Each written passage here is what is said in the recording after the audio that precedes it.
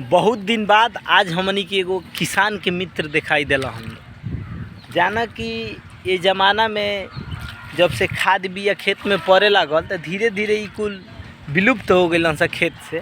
लेकिन अगर ई ना रह सा खेत में तो क्यों फसल ना होई। जैसे में हमार आज धान रोपाता है, हमार धान रोपाता था तो खेत में देखनी हो एहूँ हमनी खेत में साल में दुई हाली आवन जे खाली बोवे या खाली काटे।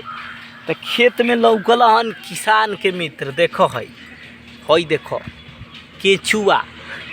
ये किसान के मित्र अब कुछ लोग अयन कमेंट में कि छी छी छी राहुल कितना गंदा है, ये केचुआ हाथ में लिया है। लेकिन एक बात बता दे, अगर ये केचुआ नहीं रहेंगे ना तो हमको जो ये अनाज पैदा होता है ये अनाज पैदा नहीं होगा। लेकिन हमारा खेत है, इसमें ऐसे भी हम साल में 2 बार आते हैं और इसमें खाद पानी नहीं डालते क्योंकि इतना इसमें कचरा होता है कि अपरूपी खाद पानी हो जाता है। ये देखिए, ये किसान के परम मित्र है। अगर ये नहीं रहेंगे तो हमारे खेत में अनाज नहीं होगा, क्योंकि ये जो ज़मीन में रहते हैं ना तो ज़मीन को ऑक्सीजन और नाइट्रोजन युक्त बनाते हैं।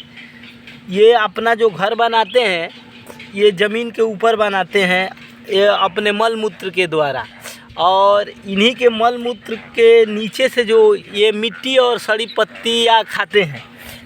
और जब ये अपना घर बनाएंगे ना तो इसमें ज़मीन में ऑक्सीजन जाएगा नीचे की तरफ, ऑक्सीजन और नाइट्रोजन, जिससे पौधों को जड़ों में ऑक्सीजन की मात्रा बढ़ेगी, जिससे फसल अच्छा होगा। अगर ये केंचुआ धरती पे नहीं रहे, किसान के मित्र धरती पे नहीं रहे तो जितने भी प्रकार के अनाज होते हैं, ये देखिए केचुआ। फिर कोई बोलेगा कि छी छी राहुल कितना गंदा है केचुआ हाथ में लिया है, तो ये नहीं फसल होगी।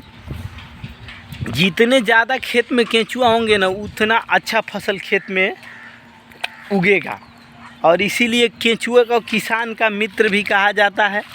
और ये ख़ास तौर पर उस खेत में ज़्यादा पाया जाता है जहाँ पे खाद का कम, कीटनाशक का कम से कम मात्रा में यूज होता है। दूर